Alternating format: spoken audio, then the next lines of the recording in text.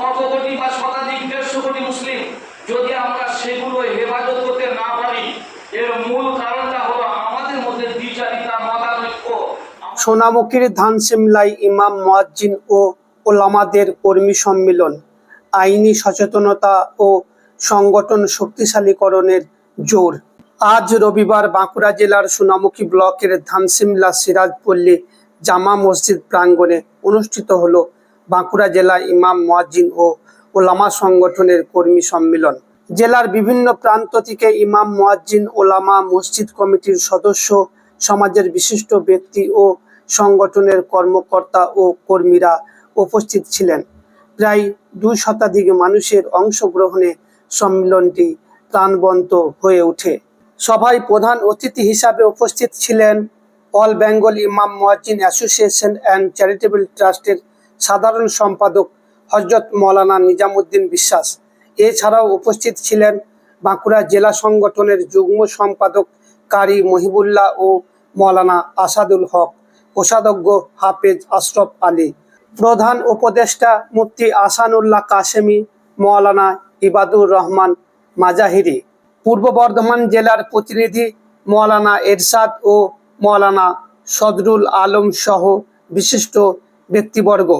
সভায় সভাপতিত্ব করেন জেলা সভাপতি কাজী শাহাবুদ্দিন এবং সভার সঞ্চালনার দায়িত্ব পালন করেন বিশিষ্ট শিক্ষক ও সমাজসেবী জামিলুর রহমান। সম্মেলনে সদ্য সমাপ্ত SIR প্রক্রিয়ায় ভোটার তালিকা থেকে বাদ পড়া ব্যক্তিদের আইনি সহায়তা, মসজিদ মাদ্রাসার সুরক্ষায় আইনগত পদক্ষেপ, মক্তব শিক্ষার প্রসার, সাধারণ মানুষের মধ্যে আইনি সচেতনতা বৃদ্ধি, 2027 সালের হজের ফরম পূরণ প্রক্রিয়া এবং সংগঠনকে আরও শক্তিশালী করার বিষয়ে বিস্তারিত আলোচনা হয়। পাশাপাশি 2026 সালের জেলা সম্মেলন সফলভাবে আয়োজনের লক্ষ্যে বিভিন্ন প্রস্তুতি ও কর্মপরিকল্পনা গ্রহণ করা হয়। বক্তারা ঐক্য, সচেতনতা ও সাংগঠনিক শক্তি বৃদ্ধির মাধ্যমে সমাজ কল্যাণমূলক কার্যক্রমকে আরও গতিশীল করার আহ্বান জানান।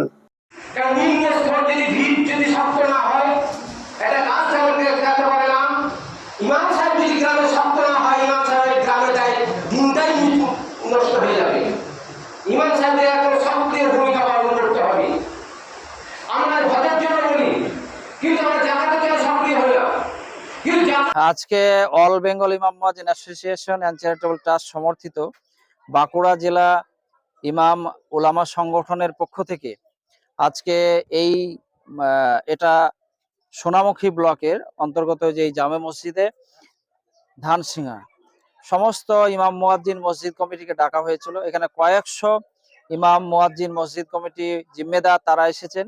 আমাদের এখানে আলোচ্য বিষয় মেন যেটা ছিল সেটা হচ্ছে সচেতনতার বিষয়।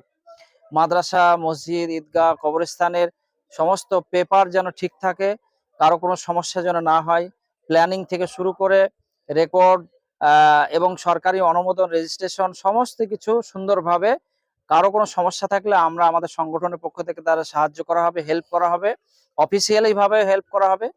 আর একটা আলোচ্য বিষয় ছিল SIR নিয়ে একটা মানুষের মধ্যে আতঙ্ক।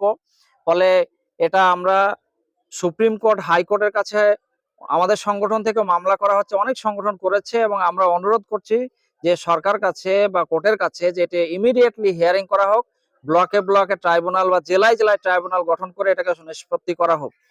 আর একটা বিষয় ছিল সেটা হচ্ছে ইমাম মুয়াজ্জিনদের যে ভাতাগুলো বন্ধ হয়ে যাওয়ার পরে আমরা মসজিদ কমিটি বা সমাজের কাছে অনুরোধ করছি যে আপনারা তাদের বেতন বৃদ্ধি করুন, তাদের সম্মান দিন, তাদের ইজ্জত দিন এবং ইমাম সাহেবদের যে দায়িত্ব এলাকার মক্তব কায়েম করা, বয়স্ক লোকদের নামাজ কোরআন সহি করা, ঠিক করা, তো এই কাজগুলো সুন্দরভাবে এবং ওয়েলফেয়ার যে সমস্ত কাজগুলো আছে, সামাজিক কাজগুলো, সেই কাজগুলো যেন সঠিকভাবে হয় তা আজকে গুরুত্বপূর্ণ সিদ্ধান্ত হলো। এরপরে বাঁকুড়া জেলার প্রত্যেকটা ব্লক ধরে ধরে তারা কিন্তু মসজিদ কমিটির কাছে যাবে, এলাকার মানুষের কাছে যাবে, গিয়ে বোঝাবে এবং মানুষকে সজাগ করবে। এই আলোচনা ছিল। ভাতা বন্ধ হয়ে যাওয়ার পরেই আমরা সরকারের মুখ্য সচিব, মুখ্যমন্ত্রীর নামে চিঠি করেছিলাম, তো তাদের কোনো উত্তর আসেনি এবং তাদের ডিপার্টমেন্ট থেকে জানিয়ে দিয়েছে যে আমরা ধর্মীয় কারণে কোনো ভাতা ইমাম পুরোহিত তারা দেবে না, এটা বলে দিয়েছে। এবং তারা আমাদের ওয়াকফ বোর্ড ডিস্ট্রিবিউশন করতো, কিন্তু টাকাটা যেহেতু সরকারি কোষাগারে টাকা ছিল, সেই জন্য এটা আইনত সমস্যা। তবে সুপ্রিম কোর্টের একটা আইন আছে, অর্ডার আছে 1993 সালের, যে ওয়াকফ বোর্ড তাদের অধীনে থাকা ইমাম মুয়াজ্জিনদের বেতন দিতে হবে। এই আইনটাকে লক্ষ্য করে অনেক রাজ্য দেয়, আমাদের রাজ্য দেয় না। আমরা সরকারের কাছে আবেদন করব যে ওয়াকফ বোর্ডের সম্পত্তি বাণিজ্যিকীকরণ করে বাংলার ইমাম মুয়াজ্জিনদের আবার বেতন দেওয়া হোক।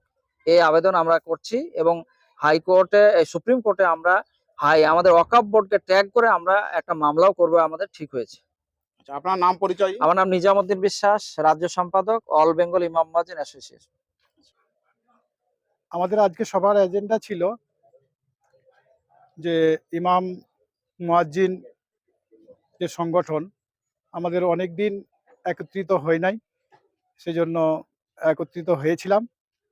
প্রথম কথা হচ্ছে ভাতাকে কেন্দ্র করে যে ভাতা বন্ধ হয়ে গেছে, এখানে কিছু সমস্যা হচ্ছে, কিন্তু সেদিকে আমরা গ্রামের প্রতিটি গ্রাম আমরা ডেকেছিলাম, মসজিদের পরিচালন কমিটিকেও অনেকেই উপস্থিতি দিয়েছেন, তাদের কাছে আমরা আবেদন রাখলাম এবং প্রতিটি গ্রামে গ্রামে আমরাও জেলার তরফ থেকে গিয়ে কমিটিকে বলবো।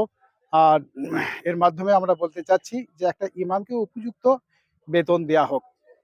প্রত্যেকের রিজিক আল্লাহর হাতে, তবে ইমাম সাহেব যেই সময়টা দেন, যত কিছু ডিপার্টমেন্ট আছে তার মধ্যে থেকে সব থেকে বেশি সময় দিতে হয় ইমাম সাহেবকে।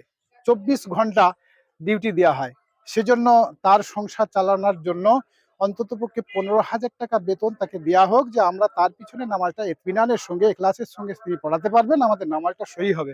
এটা আমাদের এজেন্ডা ছিল। তাছাড়া এসআইআর এর বিষয় নিয়ে সচেতনতা, আর আমাদের ওয়াকফ সম্পত্তির বিষয় নিয়ে সচেতনতা, এই সমস্ত বিষয় নিয়ে আমাদের সিদ্ধান্ত হয়েছে যেমনভাবে আমাদের প্রতি বছর জেলা সম্মেলন হয়, এবছরও ইনশাল্লাহ জেলা সম্মেলন হবে। আচ্ছা, ওটা কি জায়গা বা তারিখ কিছু ঠিক হয়েছে? জায়গা তারিখ এ পর্যন্ত আমাদের ইন্দাস ব্লকের আবেদন আছে, এখন এরপরেও আমরা আলোচনা করব, যদি আরো অন্যান্য বাঁকুড়া জেলার কোনো ব্লক চায় সেটা আলোচনা সাপেক্ষে সিদ্ধান্ত নেওয়া হবে। আচ্ছা, আপনার নাম পরিচয়? আমার নাম কাজী সাহাবুদ্দিন, আমি বাঁকুড়া জেলা ইমাম সংগঠনের সভাপতি।